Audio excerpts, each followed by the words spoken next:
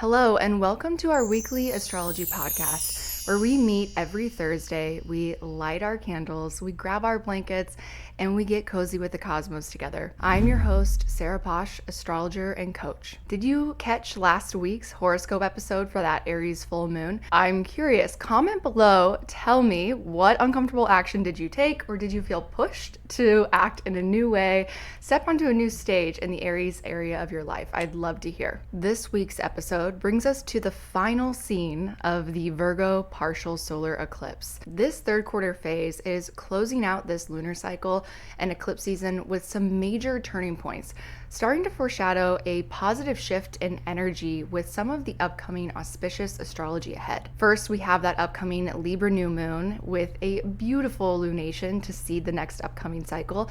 And during that cycle, we're going to start kicking off the really beautiful, really magical Grand Water Trines. Those are going to be between Jupiter and Cancer, as well as Saturn and Neptune and Pisces, with all the planets moving through Scorpio. To be honest, this is some of the most rare and really lucky, magical, supportive astrology that we ever get to see. And right now, honestly, is one of the best times to book a one-on-one reading with a professional astrologer to really make sure that you can leverage and resource all of this rare, magical, and supportive energy that's coming for the rest of this year. I personally have those astrology consultations and the bookings linked below for you, so you can check that out.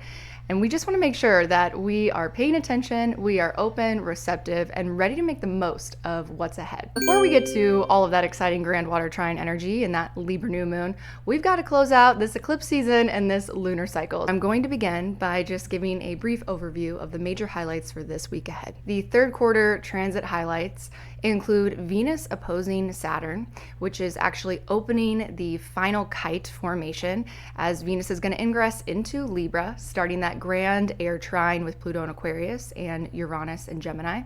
We've also got Pluto stationing direct and the Sun in Libra squaring Jupiter. And finally, we're going to finish this week and this cycle with Mercury making a conjunction to Mars in Scorpio. With that, let's go ahead, let's dive in. We start on October 11th when we've got Venus in Virgo making that opposition to Saturn in Pisces. So this transit is the final opposition of the parade of planets that have been moving through Virgo, making this opposition to Saturn. So there's likely to be things that Venus brings up that are not new, but also maybe a kind of final grand finale to everything that we've been confronting and really sitting with that opposition with Saturn.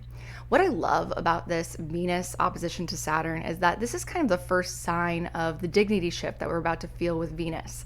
And that's because Saturn is currently in Pisces, the place of Venus's exaltation.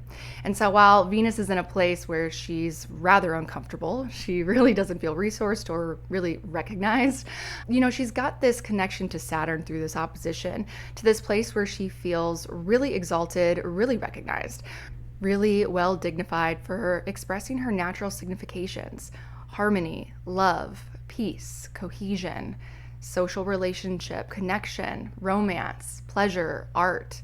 So what I've really seen with this Venus-Saturn opposition, music is a big thing for me, and I was thinking of the song The Last Goodbye by Odessa, which is actually a combination. They went back and they got a record from Betty Lavette, her original song Let Me Down Easy.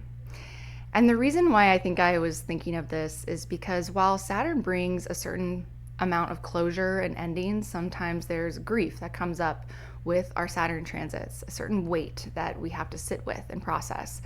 When Venus comes into the opposition with Saturn, at this point, we're somehow opened and receptive to a new way of seeing this as a beautiful ending. There's this beautiful invitation to walk away from what it is that we're leaving behind, or maybe bring an end or a close to certain relationships that feels more like we're leaving with love. We're leaving with more love rather than less love. And similar to this idea of an artist taking this beautiful song from a beautiful artist from the past Betty LaVette did an incredible job with Let Me Down Easy, and then bringing it forward into the present moment and creating something new.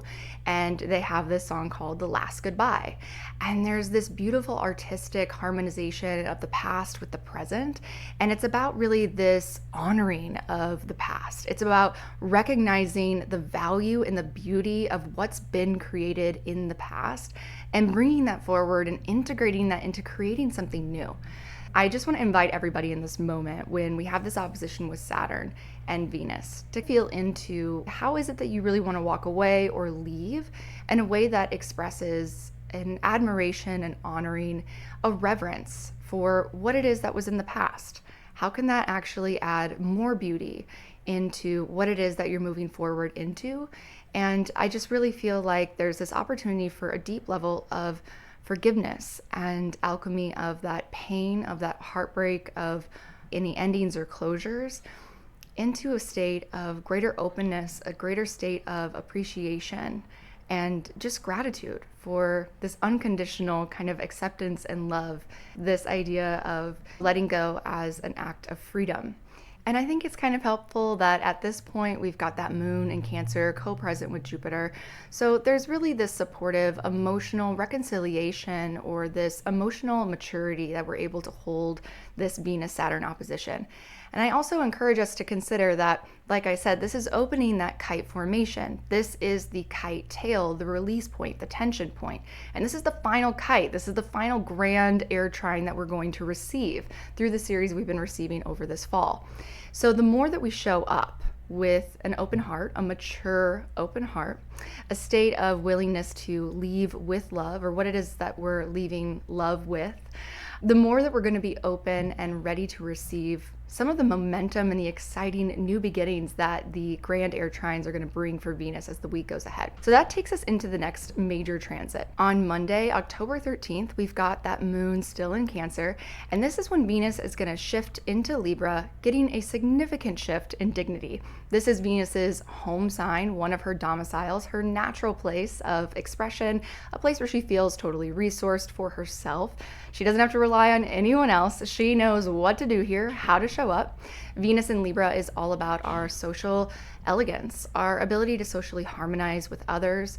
Venus in Libra seeks and understands naturally what is equality in relationships. It's about fairness, it's about truth, it's about really seeing things in a balanced and harmonious way. And the first thing that Venus does in Libra is makes that opposition to Neptune. So really completing the tail portion of the astrology kite that's playing out throughout this week. And one thing to be mindful of with a Venus-Neptune opposition is the potential for increased and amplified projections. Whether that's projecting our idealistic, romantic, rose-colored glasses onto a situation and feeling really failed by that in some way, feeling let down, disappointed. There's a sense of potential disillusionment that can happen, and also potential longing that can show up when we have the Venus-Neptune opposition. And again, this is not a standalone transit. It really is a Venus-Saturn-Neptune opposition. So tying in everything that we shared when we talked about the Venus-Saturn opposition and bringing that forward now that Venus is opposing Neptune, come back to the things we talked about. How can you show up in a way that you can really release the grip of the past in a way that keeps you guarded, keeps you limited in your ability to express more love, to just open the channel for the exchange, the reciprocity of the give and receiving of love? How can we liberate more love? And part of that is letting go of these unrealistic expectations or projections that we might place on others or even on ourselves in a relationship. And this can be a really inspiring transit. So it might be that we had a sort of grounded, sobering, mature closure point with the opposition to Saturn. And now we're ready to open ourselves into a new dream, into a new vision, and to channel some of this artistic, creative capacity for Venus-Neptune to move into the future. On Monday, we have Pluto stationing direct at 1 degree of Aquarius. And as Pluto moves forward over the coming months, it's going to start reaching new degree marks in Aquarius, which means if you've got any planets in the early degrees of the fixed signs, This Pluto transit is reactivating its forward momentum or bringing in the next phase of your Pluto transit. I also want to just point out that I think there's something secretly significant about this Pluto station direct that we'll come back to at the beginning of next year, because this degree happens to be the exact degree of the Mercury Sun cazimi in January 2026. So just kind of take some notes of what comes up on this day, what's happening, and then maybe have something to look back to when we get to that January date of that Mercury cazimi. And that brings us to Tuesday, October 14th. The moon is going to enter Leo. And this is the day that we get that official, beautiful Grand Air Trine. Venus is going to trine Uranus and Gemini, and then Venus in Libra will trine Pluto and Aquarius. So think back to the previous Grand Air Trines between the other personal planets. We had Mars in the beginning of August, between August 6th through August 10th, and then we had Mercury around September 17th, September 18th, and the Sun on September 22nd and 23rd. Now we come to a final activation of this Grand Air Trine, a final layer of development of the storyline. Venus is all about our relationships, our desires. Venus has to do with our social contracts and also our wants and needs in our relationships. So the final series of Grand Air Trines ending with Venus, this is all about our social connections. Venus in Libra needs you to put yourself out there, to get social, to be in conversation, to be in connection. What can you do around October 14th to really lean into the momentum and the potential resource of this Grand Air Trine that has to do with putting yourself out there, has to do with speaking and claiming what it is that you want, what it is that you desire. Venus is also a planet that draws and attracts things to her.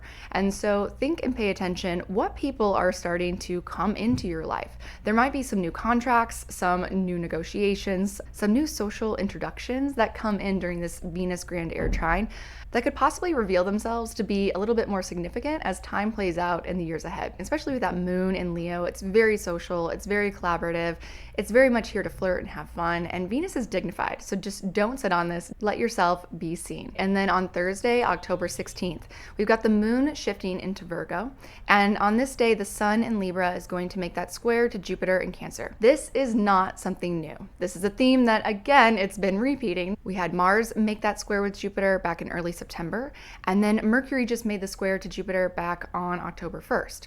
So think about the things that were coming up, what story was developing between these planets in Libra and their square to Jupiter in Cancer around these times, and now we bring the sun into the storyline, into the conversation. This third layer of the Jupiter square with the sun could bring some supportive recognition or successful transitions that are starting to develop or you're starting to become more aware of when it comes to some of those eclipse plotline changes, major new beginnings that began at that Virgo partial solar eclipse. And I also think that Jupiter has this ability to uplift and empower the sun in Libra. Remembering that the sun is in its fall in Libra, this feels really helpful, like an opportunity for us to see ourselves in a more uplifted and confident way. The only thing we want to be mindful of is this is a square. So when we're squaring something with Jupiter, we have the potential to have maybe too much Jupiter, right? So this could be an overconfidence or over-committing or over-promising where we can't actually deliver. So just be mindful. Use this transit to regain a sense of hope, a sense of confidence, to feel really excited and maybe a little bit of propelling momentum around the direction you're moving forward in. Maybe it feels like finally, since these eclipses, this sun needs this Jupiter boost, but we just want to be mindful that we take this boost without burning out. So balance is definitely key here, being mindful of what are the needs of the body in this moment during the Sun-Jupiter square versus what are the needs of the part of us that are ready and excited to start moving forward and giving ourselves a chance to believe in what it is that we're moving forward into. All right, and then on Saturday, October 18th, the moon is going to enter into Libra. And this is really exciting because the moon is actually reactivating and kind of reopening everything that Venus did during those Grand Air Trines a few days prior. So pay attention over the weekend of October 18th. How is the moon developing that storyline, expanding the potential of what that wants to bring in through reflecting changes in your circumstances, like your environment or maybe in your close, intimate relationships? It's definitely not a weekend to just sit at home. We want to remember that this Grand Air Trine, it's a social trine. It needs us to get out there. It needs us to get into conversation. So if you don't have social plans for the weekend of the 18th yet, I highly encourage you. It's time to get out there, get into conversation, and maybe get curious and a little bit surprised and delighted about where this astrology wants to take you. It wants to take you somewhere new. It wants to introduce you possibly to somebody new. All right, that takes us to our final transit of the week, and this is actually a heavy hitter. We're ending on Sunday, October 19th, with a conjunction between Mercury and Mars in Scorpio. And the reason why I say this is a heavy hitter is for a couple of reasons. But the most significant is that this is not a one and done Mercury conjunct Mars transit. Mercury and Mars are going to make a series of 6 conjunctions from now through April of 2026. So because of Mercury's retrograde cycle and the time that they're in their cycles together right now, this is a very rare and extended timeline of Mercury-Mars themes. The first starts at the end of this week at 19 degrees of Scorpio. This conjunction is happening at the degree just before Mercury enters its retrograde shadow. Mercury is going to be retrograde from November 9th through November 29th, from 6 degrees Sagittarius through 20 degrees of Scorpio. This is also happening at the degree mark right before Mars and Mercury are going to enter into the first initiation, the first opening of our Grand Water Trines. So this is a really important conjunction. Let's break down what the Mercury and Mars in Scorpio specifically is going to mean, or things that might show up for us. So first of all, Scorpio. We're talking about a domicile of Mars in the dark part of the year where it just keeps getting darker and darker. Mercury, Mars, and Scorpio, it wants us to go under the surface. It wants us to get to the truth, to get to the bottom of the matter. And it's fearlessly willing to dig deeper and deeper until it gets to that point. There's one thing about Mercury Mars that can feel very cutting. There's a potential for our words to be destructive, our words to be swords or weapons. In Scorpio, it's more like that energy of the Scorpio process of drawing you in before it goes to attack. So there's almost like a whisper of desire that's calling you in, it's calling you closer. Or it could be that there's a whisper of curiosity or a skepticism where there's something you're like, wait, I want to look a little closer at that. I want to dig a little deeper. And one thing to be mindful of is that if you dig too deep, if you become too, let's say, compulsive about getting to the center of the matter or getting to that desire, then it can become your own enemy or it can weaponize itself against you. What I mean by that is being mindful of compulsive rumination, of fixation on a certain idea or a certain topic or a certain perspective or sense of certainty.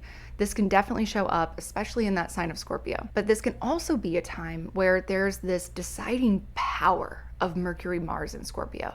And I really think about holding in perspective that greater timeline of those 6 conjunctions taking place from the darkest part of the year and ending, culminating in the part of the year where light is taking over light in Aries, both Mars signs. It feels like this Mercury Mars is an opportunity for us to have that sort of deciding power where we have this no going back sort of discernment of what it is that we're saying yes to for the long term.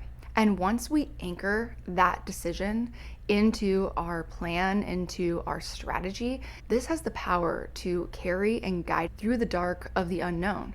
This can also be a powerful transit where we plant our seeds of intention, maybe writing them on a piece of paper and then planting them literally into the ground or putting them somewhere and not speaking them anywhere out loud, letting them rest in the soil underneath of the surface and the soil of silence.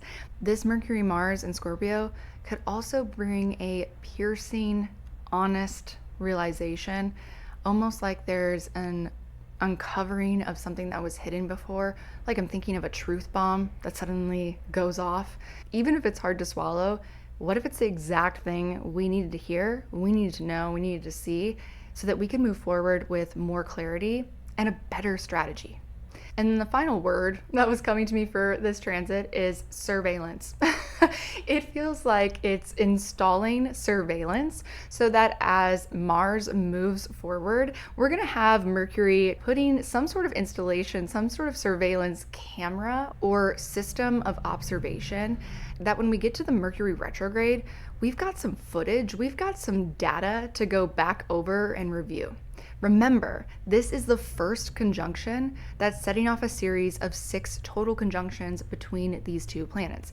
So this is not a final deciding moment. This is not the final decision. This is the beginning. This is some sort of clarity, some sort of deciding power that's actually starting a series of decisions, a series of turning points in negotiations and contracts that will not come to completion and actually hit their official beginning come Aries season in April of 2026. I'm really excited to go deeper into this timeline, this series of 6 conjunctions between Mercury and Mars.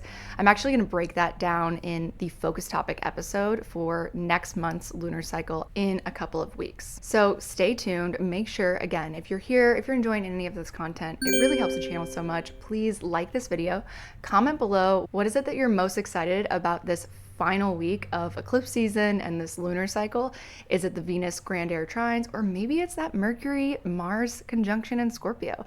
I secretly think that might be the thing I'm most excited about. I love hearing from all of you in the comments and hearing how this astrology is really impacting you, what you're feeling, what's coming up. So please use those Venus Grand Air Trines, put yourself out there. I'd love to connect, comment below. And again, if you're somebody who's looking for more of that one-on-one guidance and support for how to make the most of the astrology right now, check out the links below for my one-on-one readings and also all of the links to all of my other offerings, including my Spotify playlist curated for each lunar cycle. And then I've got some digital products. We've got a Saturn and Aries digital product, as well as a few other things. So make sure to check any of that out if it interests you. And I'll be here with you next week where we're going to kick off that Libra New Moon. It's so gorgeous. I love it. I can't wait for this cycle. I am literally on the edge of my seat, just trying to use it as motivation to get through these final days of eclipse season and this incredibly challenging, feels like forever, lunar cycle. Thanks again for being here with me, for getting cozy, for talking cosmos. My name is Sarah Posh, and I will see you all next week.